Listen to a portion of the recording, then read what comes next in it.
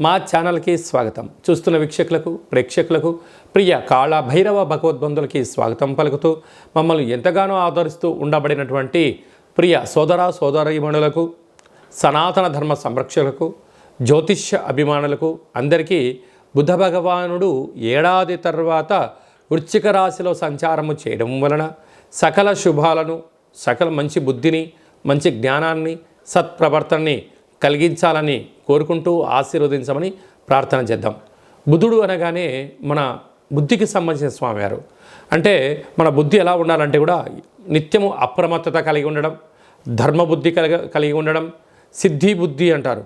అంటే విఘ్నేశ్వర స్వామివారి యొక్క భార్యలు ఇరువురైతే వారు సంకల్ప సిద్ధి, సంకల్ప బుద్ధి అంటూ ఉంటారు. కనుక వారి యొక్క ఆశీస్సులు మనకు ఎలా మంచి బుద్ధి కలిగినప్పుడే మనిషి జీవన విధానం, సత్ప్రవర్తన, ఆరోగ్యము, నియమము, క్రమశిక్షణతో కూడిన జీవనాన్ని అందరికీ ప్రసాదించాలని కోరుకుందాం.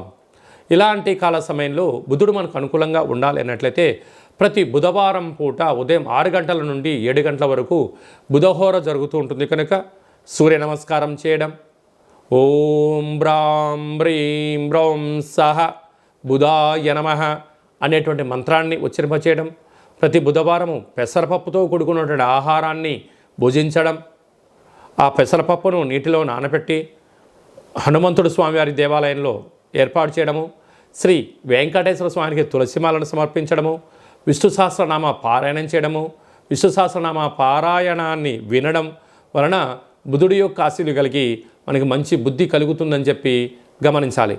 ప్రతి బుధవారం పూట నవగ్రహాల దేవాలయానికి వెళ్ళి 17 సార్లు ఓం బ్రాం బ్రీం బ్రౌం సహ బుధాయ నమః అనే మంత్రాన్ని ఉచ్చరింపచేస్తూ ప్రదక్షిణ చేయడం. అలాగా 1 కేజీ 700 గ్రాముల పెసర్లు కానీ, పెసరపప్పును కానీ పసుపు రంగు అంటే విశేషమైన ఆకుపచ్చ రంగు కలిగినటువంటి మూట కట్టి పసుపు, కుంకుమ, గంధము, అక్షంతలు కలిపి అక్కడ నవగ్రహాల దగ్గర ఉంచడము, పూజారికి దానం చేయడము, నానబెట్టినటువంటి ధాన్యాన్ని గోమాతకు ఏర్పాటు చేయడము, నదిలో వేయడం వలన మంచి బుద్ధి, మంచి జ్ఞానము మన సొంతం అవుతుందని చెప్పి గమనించాలి.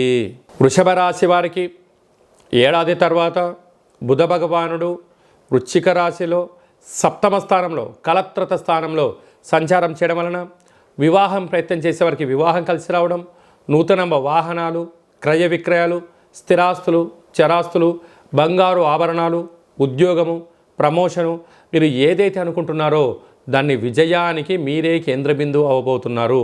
కాకపోతే తొందరపాటు నిర్ణయాలకు సరైన సమయం కాదు. కనుక వీలైనంత వరకు మౌనంగా, ఏకాగ్రతగా వచ్చే అవకాశాన్ని కానీ, కొనేటువంటి వస్తువులను కానీ, అమ్మేటువంటి వస్తువులని యొక్క వాటిని నిర్దిష్టమైనటువంటి ప్రణాళిక రచించుకొని, ఎందుకంటే ల్యాండ్ కొంటున్నాం, డాక్యుమెంట్స్ సక్రమంగా చూసుకోగలగాలి. వాహనం కొంటున్నాం, దాని ఖరీదెంత, మనం ఎంత కడుతున్నాం, ఎంత ఈఎంఐ, భవిష్యత్తు ఏంటని ఎప్పుడు కూడా అప్రమత్తంగా ఉండగలిగినట్లయితే వృషభ రాశి వారికి అంతా మంచే కలుగుతుందని చెప్పి గమనించాలి.